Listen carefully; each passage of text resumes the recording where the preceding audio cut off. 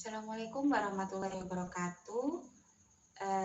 Untuk muatan pelajaran IPS tema 2 subtema 1 ini, apa yang akan kita pelajari, kompetensi yang harus kalian capai adalah kalian nanti diharapkan dapat menganalisis peran ekonomi dalam upaya menyejahterakan kehidupan masyarakat di bidang sosial dan budaya untuk memperkuat kesatuan dan persatuan bangsa.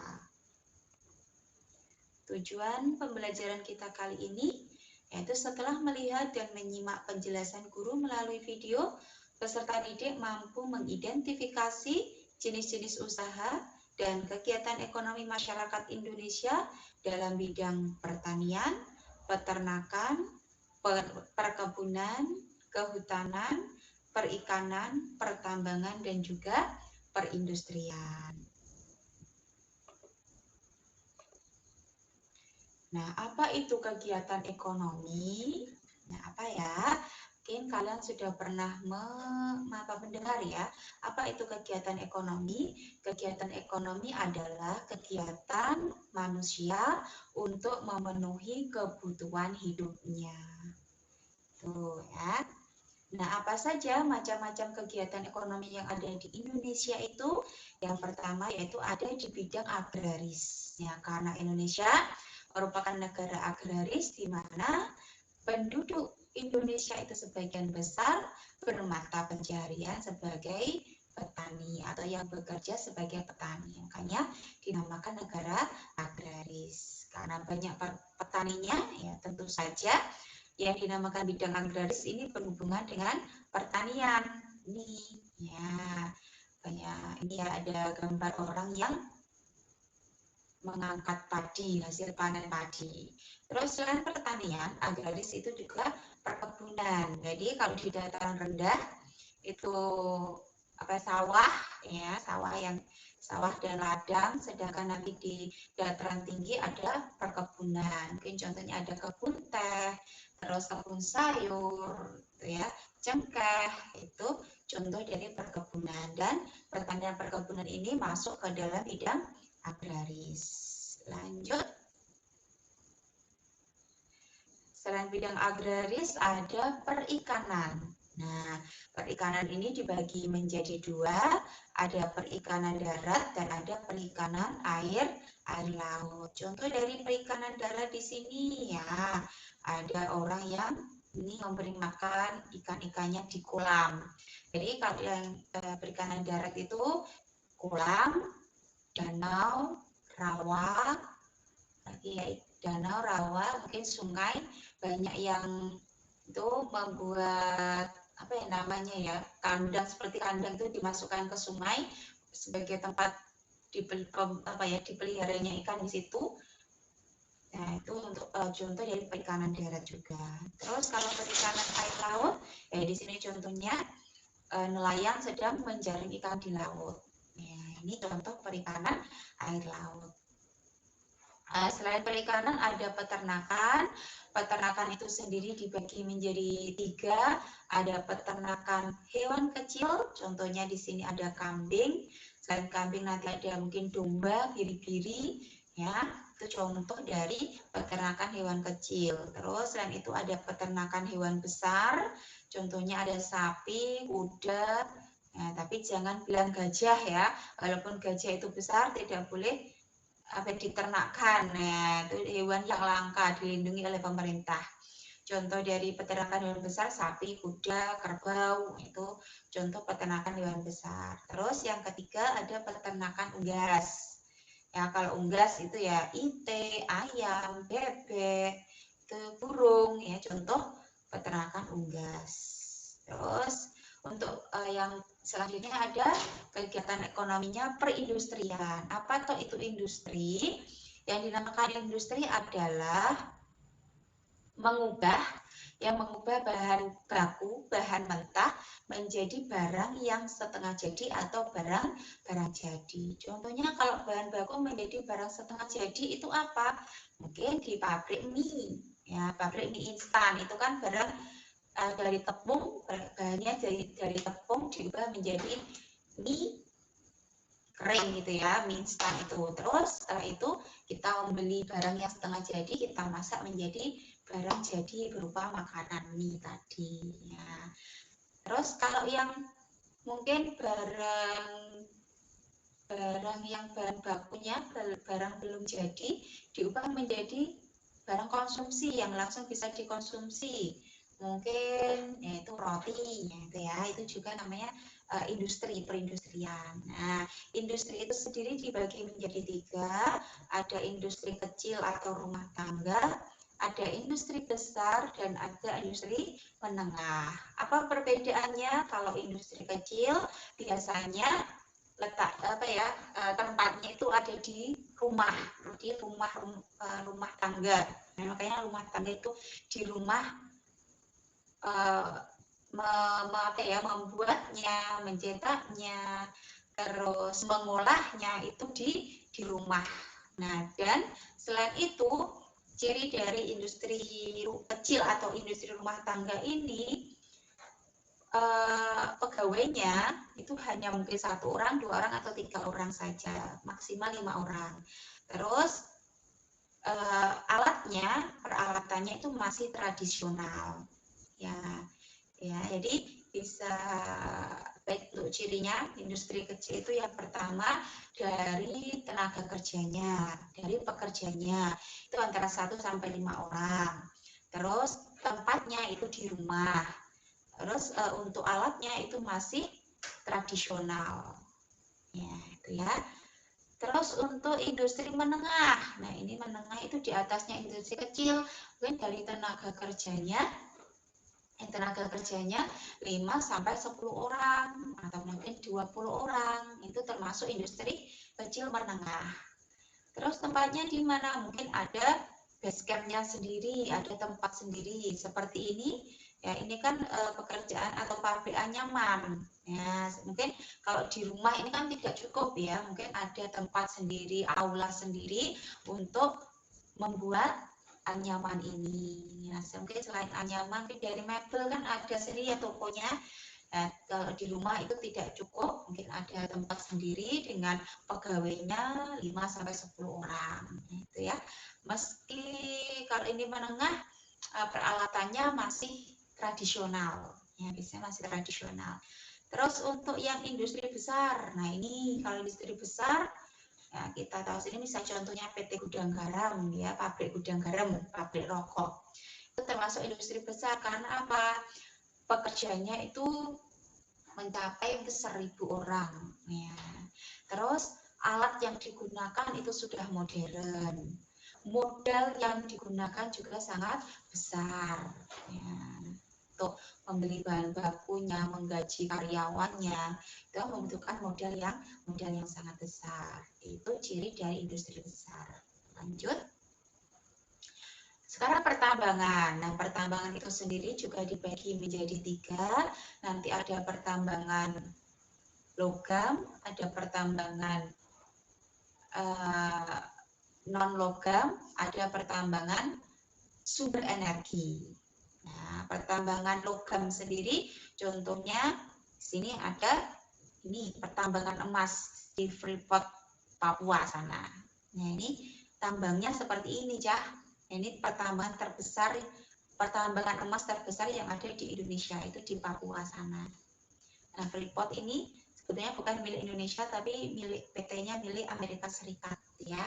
Jadi bekerja sama dengan Amerika Serikat sana, di Papua. Terus kalau untuk yang non logam, di sini ada ini pertambangan belerang. Nah, belerang atau sulfur atau lerang, kalau orang Jawa mengatakan itu lerang. Nah, belerang ini ada di kawah gunung berapi ya. Kali ini contohnya ada saya ambilkan dari Gunung Ijen di Banyuwangi. Ya, kalau kalian pernah melihat di Trans 7 dulu pernah di perjalanan mencari belerang dari kawah Gunung Ijen sampai ke atas, itu sangat perjuangannya sangat melelahkan ya. Dari kawah menuju ke atas itu. Terus selain pertambangan belerang ada pertambangan pasir. Nah, pertambangan pasir ini contoh dari pertambangan non logam. Terus kalau pertambangan sumber energi, di sini ada pengeboran minyak. Mengapa dinamakan sumber energi? Karena minyak bumi itu digunakan sumber energi kita, digunakan untuk apa saja toh? Itu si minyak bumi itu, minyak yang mentah nanti diolah bisa menjadi pertamax, bisa menjadi premium, bisa menjadi aftur, terus bisa menjadi bahan bakarnya solar, ya nanti terus sisanya atau residunya menjadi aspal. Nah, selain itu di sini ada pertambangan batu bara. Ini pertambangan batu bara. Nah, batu bara itu juga sebagai sumber energi karena sekarang itu di pak-pak gitu Cahaya. Di pak-pak itu digunakan sebagai pengganti nanti kalau LPG, minyak tanah itu langka bisa menggunakan batu bara. Tuh. Selain itu batu bara itu digunakan untuk biasanya bahan bakarnya kereta ya, kereta uap. Saya lanjutkan ini untuk kehutanan. Nah, hutan itu sangat penting tidak hanya di Indonesia tapi di dunia. Karena apa? Hutan itu sebagai paru-paru dunia. Jadi kalau di dunia ini masih banyak hutannya, masih banyak pohonnya, ya insya Allah masih aman ya dunia kita. Karena apa? Ya paru-paru kita ada di hutan. Karena kita memerlukan banyak oksigen itu dari tumbuhan. Ya. Selain itu, mengapa kehutanan bisa dimasukkan ke dalam kegiatan ekonomi masyarakat di Indonesia? Karena ini contohnya. Ini contohnya, misalnya di sini. Nah, ini ada ibu-ibu yang menggendong kayu. Nah, ini kayunya dari mana? Dari hutan. Yang ibu-ibu ini mencari kayu bakar di hutan untuk kehidupan mereka. Terus selain itu di sini ada bapak-bapak. Ini sedang kalau bahasa bahasa Jawanya deres karet ya. Nah, ini ya, karet ini nanti diolah menjadi ban, diolah menjadi alat sepatu. Ya, ini sebagai pekerjaan mereka. Nah, terus selain ini, nah ini nyapa kok kayunya diukur, pohonnya kok diukur seperti ini.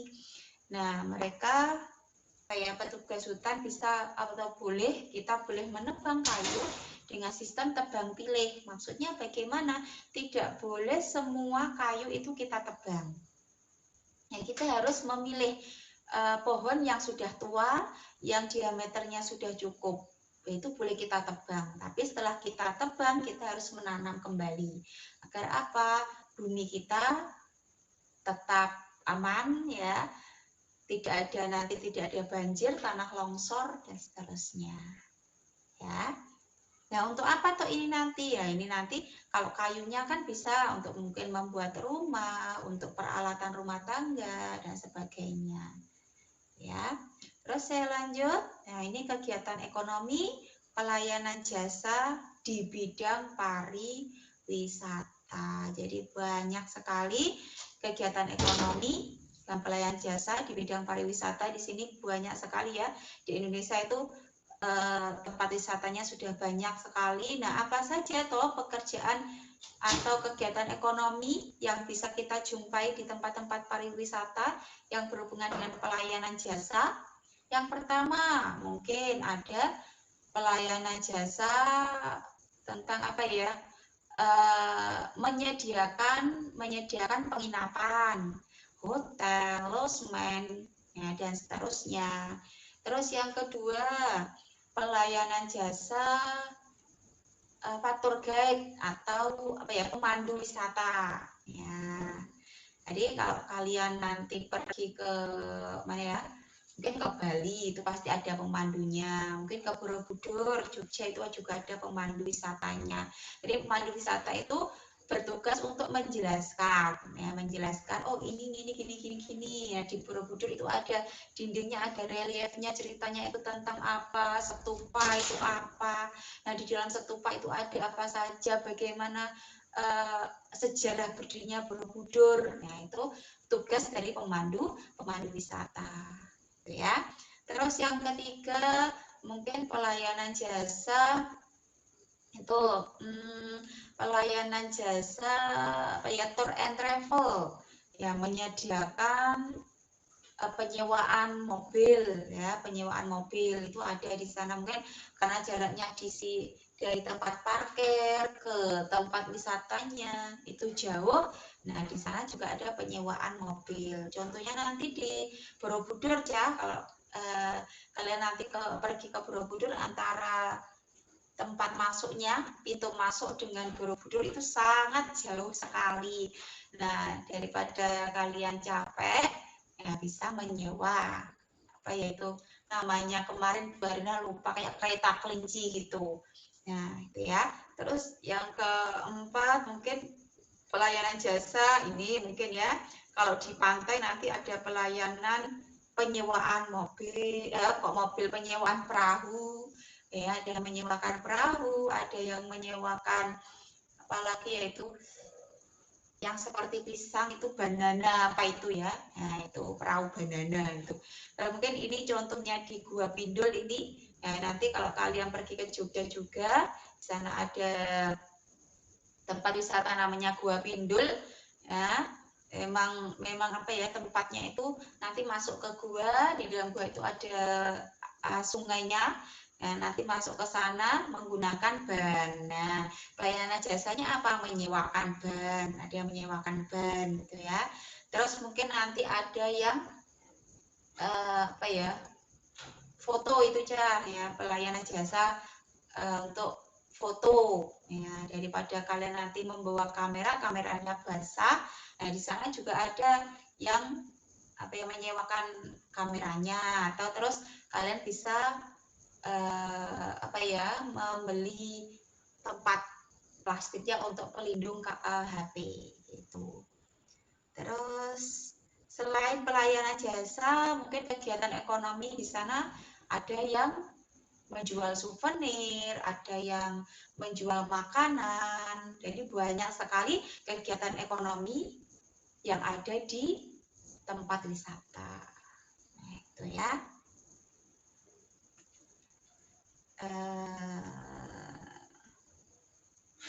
Saya lanjut mungkin untuk materi IPS di tema 2 subtema 1 ini sudah selesai. Dari 5 mata pelajaran sudah selesai sampai hari Senin ini. Nanti kalau ada materi yang belum dipahami bisa WA ke Bu Arina ya. Dan materi tadi, penjelasan tadi bisa untuk sebagai acuan kalian mengerjakan tugas yang sudah saya berikan. Nanti di hari Rabu dan Kamis Barina akan keliling lagi. Yang sudah selesai tugasnya bisa dibawa di hari Rabu dan Kamis. Yang belum selesai saya tunggu sampai akhir September atau awal Oktober ya, baik itu yang tulis maupun yang video ya. Terima kasih. Assalamualaikum warahmatullahi wabarakatuh.